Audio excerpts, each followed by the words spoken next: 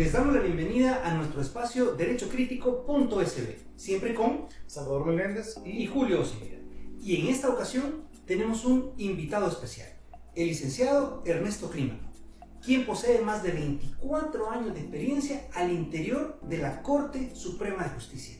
Tiene una maestría en Derecho Público y en Derechos Fundamentales y es una de las pocas personas que ha ostentado el apoderamiento y representación de la Corte Suprema de Justicia en su pleno y su presidencia. Y además, en esta oportunidad, corre como candidato a magistrado por la Corte Suprema de Justicia. Le damos la bienvenida, licenciado Clímaco. Muchas gracias, Julio, Salvador, por invitarme. Para mí es un honor estar aquí en su programa. Lo primero que quisiéramos consultarte es qué perspectivas podemos abordar sobre el proceso de elección que estamos teniendo en este momento. En el tema del Consejo Nacional de la Judicatura y el tema Corte Suprema de Justicia es importante hacer esa decisión porque considero de que muchas veces existe una pequeña confusión en relación con las elecciones de uno y otra institución. En el tema del Consejo Nacional de la Judicatura es el gremio el que elige a los son 9 a los 9 más votados que son por el gremio de abogados. Ahí solo el gremio elige y hay una representación de otros colectivos como es la Universidad Nacional, como es la Universidad Privada, como es el Ministerio Público y como es la Judicatura, ¿verdad? Eso conforma el CNJ, la elección del CNJ. Luego en corte tenemos que tener claro de que ahí son dos listas, una lista de 15 y otra lista de 15. La primera es una lista del gremio de abogados, que sale del gremio de abogados, los 15 más votados. Y luego hay otra lista, que es una lista que nosotros denominamos preliminar. Esas dos listas son preliminares, pero la lista segunda es que sale del CNJ, del Consejo Nacional de la Judicatura, escoge en votación de sus concejales a 15 también. Eso forma una lista completa de 30 personas. El proceso, ha sido un poco accidentado por el tema de los tiempos que se ha tenido. Yo no creo que tenga avisos de ilegalidad, como algunos manifiestan. Pero ha sido un proceso que lamentablemente no ha tenido una transparencia muy evidente. Han habido discusiones y debates al interior de la FEDAES, a los cuales, por ejemplo, los candidatos no hemos tenido acceso. Sin embargo, creo que en términos generales el proceso va bien. Estamos muy emocionados, por este día 21 de febrero y a ver qué tal, si también el gremio se vuelca a la votación. Entendemos que hay una pandemia de por medio, pero estamos conscientes de que también se juega algo muy importante en el país y la justicia, ¿verdad? De la Corte Suprema de Justicia. Muy interesante la introducción, pero hay un tema que hay una línea jurisprudencial, Ernesto, con respecto a que se dice que una asamblea puede elegir un grupo de magistrados para la Corte Suprema de Justicia. Es decir, a cada representación de la Asamblea Legislativa le corresponderá nada más elegir una tercera parte de sus magistrados de la Corte. En ese sentido, se oyen otras voces que dicen de que se puede, dados los eventos también que coinciden con el evento electoral, tener la tentación de que esta misma asamblea elija a esos magistrados. No sé cuál es tu opinión al respecto. Sí, yo quiero comentarte que yo hice una publicación hace ya bastante días, fue una de las primeras publicaciones que hice y que denominé una asamblea, una elección.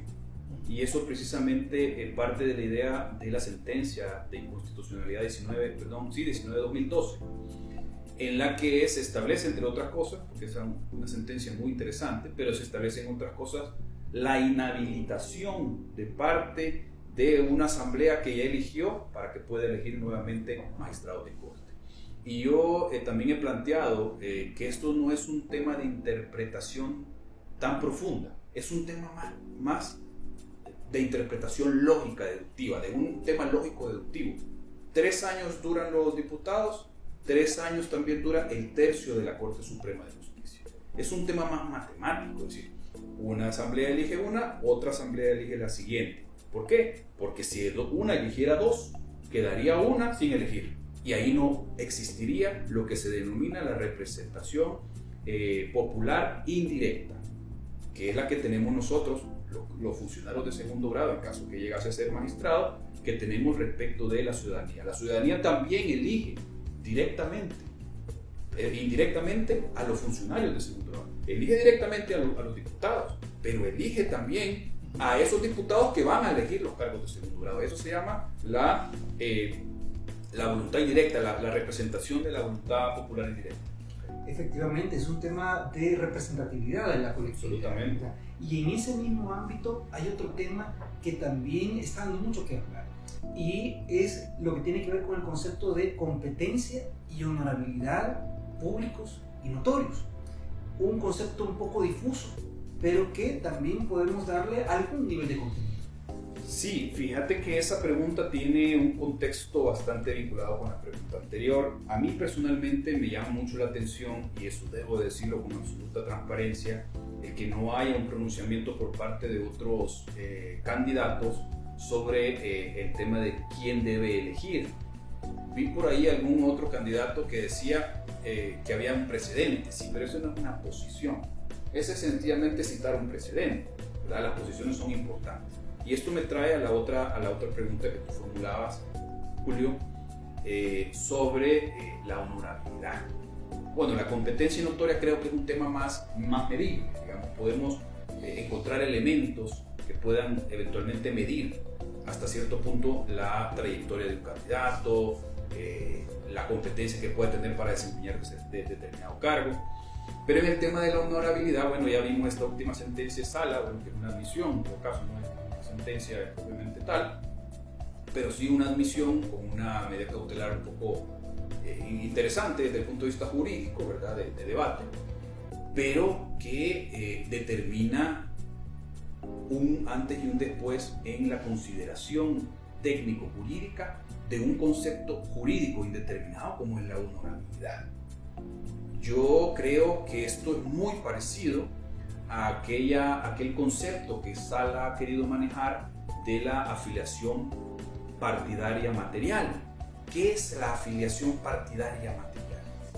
Bueno, está definida, la Sala hizo un intento de definición, pero no deja de ser un concepto jurídico bastante indeterminado. Creo que, al igual que el tema de honorabilidad, por supuesto que pueden haber criterios objetivos, o meridianamente objetivos, que pueden llegar a establecer si existe esa honorabilidad. Por ejemplo, ¿a qué se reduce la honorabilidad o cómo se traduce desde el punto de vista pragmático? Es la solicitud de todos estos atestados o antecedentes que pueda tener la persona, constancias, solvencias de policía, de investigación profesional, judicial, etc. Con eso tal vez se establece algún parámetro, si se quiere, un poco objetivo del tema de honorabilidad. Pero llama un poco la atención porque no solo se trata de establecer qué es honorabilidad o qué es una afiliación partidaria material, por ejemplo, ¿verdad? Conceptos jurídicos, insisto, muy determinados que incluso bajo mi perspectiva habría que ver quién es la autoridad que va a analizar ese tipo de conceptos. Porque dependiendo de la autoridad que va a analizar ese tipo de conceptos, así también puede haber una decisión sesgada por la conformación subjetiva de determinada institución. Y hablo CNJ y FEDARS. Bueno, en lo que acabas de decir, qué interesante, ¿verdad? Nos parecería que diputados honorables deberían elegir magistrados honorables. Pero bueno, pasan cosas. Pero hay una pregunta que también creo que nos las hacen muchos clientes, ciudadanos que nos buscan, Julio y este servidor somos litigantes, y es el tema de la igualdad.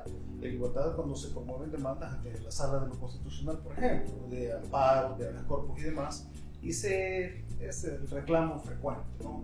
Fulano de tal, y, como se dice en clase, ¿verdad? El señor Juan Pérez, el señor Perico Los Palotes, presenta la demanda y pasa turnándose en el recursos. Pero en otros casos se conoce de resoluciones que se llaman expresas, ¿verdad? En menos de 24 horas ya está la resolución. Entonces, ese es un sinsabor que tienen muchos ciudadanos en El Salvador, ¿verdad? Que como que depende quién, así es la resolución. Quisiera saber cuál es tu opinión sobre esto y qué se te ocurre que se puede hacer para cambiar esa situación. Sí, vamos a ver, este es un tema complejo. Bueno, primero el papel de la Sala. Hablamos de la Sala de lo Constitucional, ¿verdad? Creo que lleva ya prácticamente un año y medio. Creo que Sala tiene una enorme cantidad de expedientes que resolver, de demandas que resolver, Sin embargo, he visto también, digamos, no ese gran protagonismo que tenían anteriores salas, y por lo tanto ha disminuido, creo, esa prontitud en la expedición de las decisiones en cada uno de los casos. Yo sí soy claro, o sí creo que tenemos claro todos los ciudadanos y más el gremio, de que hay un principio que se debe de respetar y que muchas veces no se respeta, y es primero en tiempo, primero en derecho. Es decir, a pesar de que podrán haber fundadas excepcionalidades, ¿verdad?, por urgencia, por algún tema coyuntural específico, lo cierto es que los ciudadanos demandan que haya una igualdad en resolver sus casos. Todos los casos, para cada persona, su caso es el más importante. Y ese grado de importancia que reviste para el ciudadano también tiene que revestir para la sala, en el sentido de ser igualitario en el despacho y la resolución de cada una de las demandas que se le presentan, en el orden de ingreso, ¿verdad? Muchas veces nos hemos dado cuenta que eso no es cierto y no existe. Ahora, no sé si también está vinculada tu pregunta al tema de la mora judicial. Fíjate que eso prácticamente conlleva a esa situación. Es decir, primero en tiempo, primero en derecho, que debería ser la regla lógica y aplicable en la mayoría de casos, por lo menos, a menos que surjan situaciones de urgencia y necesidad. Pero los litigantes, hablamos por Julio y este servidor, hemos sufrido el tema de la mora judicial. Litigamos mucho en contencioso administrativo, por ejemplo, y tenemos pues que ha sido deportado prácticamente el tema. Los juzgados no dan abasto, la carga es descomunal, pero la respuesta que el órgano judicial debería dar como que más acorde, ¿verdad?, al nivel de número de demandas que se presentan. Entonces tenemos ciudadanos que pues, para una medida cautelar importante, ¿verdad?, para defender sus derechos, se puede tardar 9 meses, 1 año. O sea, se presenta una demanda y puede surgir la situación que un ciudadano no sepa si se admite, si se rechaza, si se previene sobre una demanda interpuesta. Entonces, una justicia tardía, como nos recuerda Séneca, pues no es una verdadera justicia. Correcto. Entonces, no sé cuáles son las ideas que tienes sobre la mora judicial, Sí. tu experiencia, y qué es lo que crees que hay que hacer para cambiar Sí. esta situación. No, definitivamente, vamos a ver, este problema es un problema que venimos arrastrando, es un lastre, digamos, que hemos venido sosteniendo durante muchísimo tiempo en el órgano judicial, sin que le veamos una salida viable. Particularmente creo que con la experiencia en el órgano judicial y en la corte, te puedo reiterar que los tribunales están deportados, definitivamente. O sea, solo basta dar una vuelta por cada uno de los tribunales, como lo hemos hecho en anteriores ocasiones, y en esta no ha sido la excepción, como para advertir que los compañeros se encuentran gravemente con asignaciones de torres de expedientes. A esto, si le metemos otra agravante de que tenemos un presupuesto del órgano judicial del 6%, que corresponden a $302 millones para este 2021, y que de esa cantidad el 75 al 80% corresponde a remuneraciones, lamentablemente vemos con preocupación, y cualquiera podrá ver con preocupación, cualquier candidato a magistrado, incluso los magistrados internamente ven con preocupación para qué se va a utilizar realmente la otra parte del presupuesto, y si podemos crecer como tribunales y dar un mejor servicio para expedir mucho más rápido las resoluciones, o contratar más personal. Esa puede ser otra, o formar otros tribunales. Pero es un problema, con una cantidad de aristas importantísimas. Otra de las aristas que yo puedo mencionarte, que creo que sería importante hacerlo, es discutir de una vez por todas legislaciones importantes en este tema. La ley de la carrera judicial y la ley orgánica judicial, que duermen el sueño de los justos desde hace décadas. Yo por lo menos tuve la oportunidad de dar una revisión a un proyecto nuevo, a un proyecto que se ha venido desarrollando con una gran cantidad de tiempo, en donde nos damos cuenta de que no ha habido la voluntad de discutirla, y eso también puede hacer más eficiente la labor jurisdiccional. Eso puede aportar en positivo a que haya una mejor distribución de las cargas, haya una distribución de tribunales mayor, ver si es necesario adicionar un tribunal, por ejemplo, tú tienes conocimiento, también Julio, de del desbordamiento que está sufriendo el área contenciosa administrativa. Necesitamos descentralizar también. Hay algo que se debe poner atención.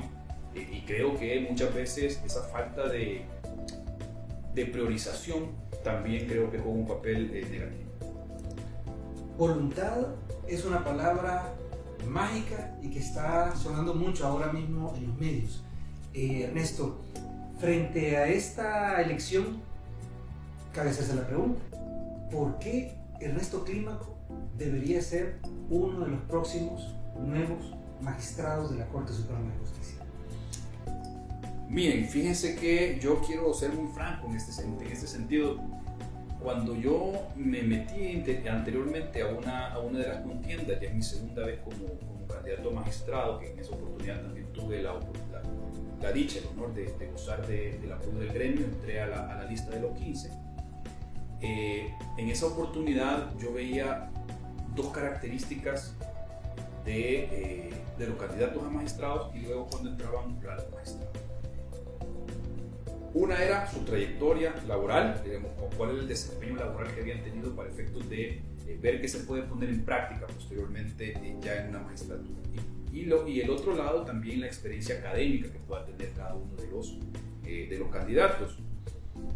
Y ciertamente si uno observa a la Corte Suprema de Justicia se da cuenta que hay muchísimos intelectuales, buenos magistrados intelectualmente potables, quizás otros no mucho, pero en su mayoría digamos que sí lo son, pero vemos que el aparato de justicia continúa igual, continúa casi lo mismo.